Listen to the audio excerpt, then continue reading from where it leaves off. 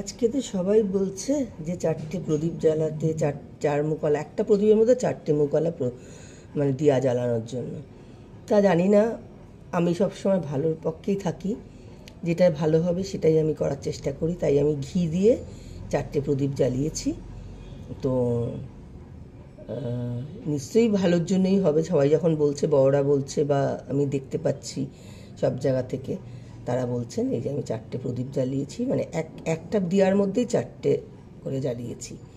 তা আপনাদের দেখানোর চেষ্টা করছি। আজকে 29 তারিখ মার্চ মাস 2025, 8:18 আমি জ্বালিয়েছি।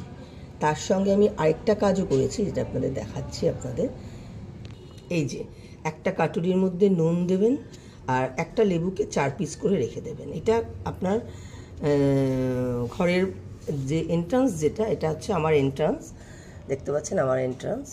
তো আমি এখানে জ্বালিয়েছি, দিয়াও যেরকম জ্বালিয়েছি দুটোই সাইডে রেখেছি আর কি আমি। তো এইটা থাকবে, এই নুন আর লেবুটা থাকবে। এগুলো কি ঘরের নেগেটিভিটিগুলো নাকি দূর হয়, আমি ঠিক জানি না কতটা কি হয় না হয়। আমি নিজের ভালোর জন্যই এটা করার চেষ্টা করছি, কারণ এটা করতে খুব যে বেশি খরচা হয়েছে বা কিছু হয়েছে তা নয়। ঘরে আমাদের নুন থাকেই, লেবুও থাকে, তো আমাদের বাড়িতে ঘিও রয়েছে, যে দেখুন ঘিও রয়েছে, আর প্রদীপ তো থাকেই, সবার বাড়িতেই থাকে। তা এটা করাই যায় নিজেদের ভালোর জন্য, ঘরের শুভর জন্য, যাতে ঘরে যদি কোনো রকম নেগেটিভ যদি ব্যাপার থাকে সেটা দূর হবে। এটা সবাই চায়, আমিও তাই চাই, আমিও তাই করেছি। তা জানি না কতটা কি ঠিক হবে কি হবে না সেটা জানি না। তো আসলে আমার মনের তাসল্লি, আমার মন বলেছে, কারণ আমার মন যেটা চায় সেটাই আমি করি। তো সেটা আমি করলাম। তা 8:18 কিন্তু আমি জ্বালিয়েছি। হ্যাঁ, আমি সব রেডি করেই রেখেছিলাম। দেখুন বাড়িতেই কিন্তু আমি এই যে সলতেগুলো কিন্তু আমি বাড়িতেই করেছি, বানিয়েছি। আমার কিন্তু কোনো কেনা জিনিস থাকে না, কারণ আমি সব কিছু নিজে হাতেই তৈরি করি। তো আর লেবুও বাড়িতে ছিল, তো নুন তো বাড়িতে আছেই, সবারই বাড়িতে আছে। আমি এই কাচের এই বাটিতে দিয়ে রেখেছি, এটা থাকবে আমার দরজার সাইডে, আমি রেখে দেবো।